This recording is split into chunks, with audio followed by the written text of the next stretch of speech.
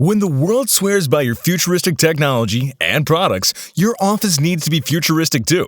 And what could be more futuristic than a campus that is spaceship-shaped and has everything inspired by the flagship product, iPhone? Apple is not just a company, but a huge institution that has changed the world. One of the most successful and beloved brands in history, which determines the consumer behavior of smartphones over 10 years. In 2017 alone, Apple's revenue was nearly $230 billion, more than much of the world. Apple are the gods of innovation, marketing, and giving a really special feeling to the owners of their products. Even if you're not a fan of the company, there's hardly anyone who can deny what an incredibly different feeling it is to touch a new iPhone or Mac for the first time. The company gives a sense of uniqueness without competition. Apple is a conglomerate with enormous influence and resources. That's why they can afford to do amazing things that no one else can. One of them that has delighted the world is the new marvel of modern technology and architecture, Apple Campus 2, also known as Apple Park, the last will of Steve Jobs.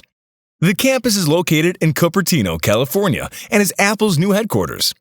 It opened its doors to employees in April 2017, although construction work has not yet been completed. The headquarters is the new home of over 12,000 key Apple employees. Due to its bizarre round shape with an external composition mainly of glass, the building received the nickname Spaceship.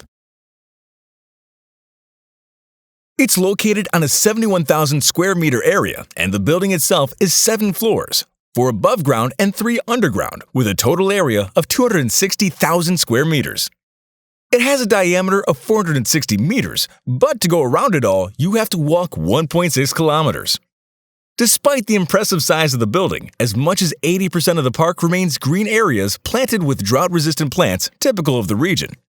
The cost of this pleasure is a staggering $5 billion, of which $160 million is for the land alone, parking spaces for over 14,000. The devil is in the detail. Steve Jobs, on his own initiative, started plans for the building in 2006, and the whole concept and idea is his. Unfortunately, he never lived to see his case realized. Construction of Apple Park began in 2014. It quickly turned out, however, that it is extremely difficult to implement. Some of the best architects and designers in the world work on it, making it, on paper, an absolutely perfect work of art. Of course, something done in the best, meticulous, and luxurious way turns out to be almost impossible to realize in reality. The plans of the building are so high and so good that even the most experienced and reliable construction companies make great efforts to implement the project. That is why it's delayed by more than 2 years. The result, however, is one of the most luxurious and large-scale buildings in the world. More than 13,000 workers have taken part in the construction work, many of whom are giving up due to very demanding requirements, even to the highest professional standards. The instructions for the use of special wood in the building alone were nearly 30 pages long, and wood was not the main material of the spaceship at all. No less difficult to implement was the interior design, which absorbed $1 billion from the budget. Inside, like the exterior, absolutely everything is made of glass. There are practically no conventional walls in the building. The idea is to impose the concept of freedom, open space, and full transparency. Everything in the building is fully in line with Apple's image. The buttons on the elevators looked like those on a Mac, and according to some, the toilets looked like an iPhone. This may sound absurd, but it is purposeful. Apple wants to give the building's employees and visitors the same sense of specialty, perfection, and simple genius that their own products give.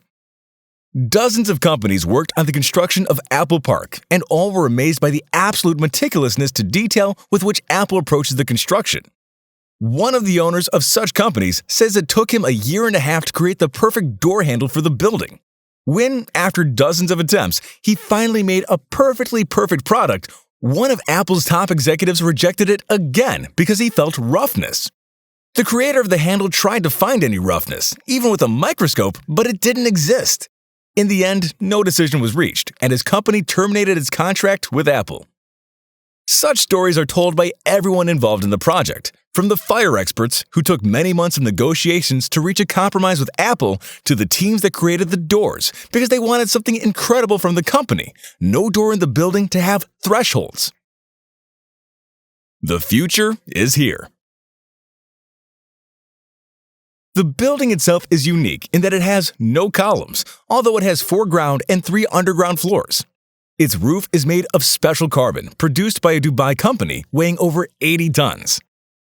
Besides all this, the futuristic building is composed entirely of the most expensive and environmentally friendly materials. The main one is glass, each panel with a width of about 10 to 14 meters and 3 meters long, weighing up to 3 tons. More than 9,000 trees are planted in the center of the building, and 100% of the energy it consumes comes from environmental sources. Last but not least, this is the largest building in the world designed to self-ventilate. For 9 out of 12 months of the year, it does not use an artificial air conditioning system. Of course, the building offers an absolute sense of comfort to its employees, making them feel like they're in the future, but also in contact with nature. It is equipped with its own huge theater, gym, cafe, restaurant, shops, and much more. The parks offer over 2 kilometers of walking paths only for employees, among which there are corners with orchards and vineyards, meadows and ponds. Would you love to work at Apple Park? Do you think all the extra innovation was necessary, or did Apple go a little bit overboard? Let us know in the comments down below.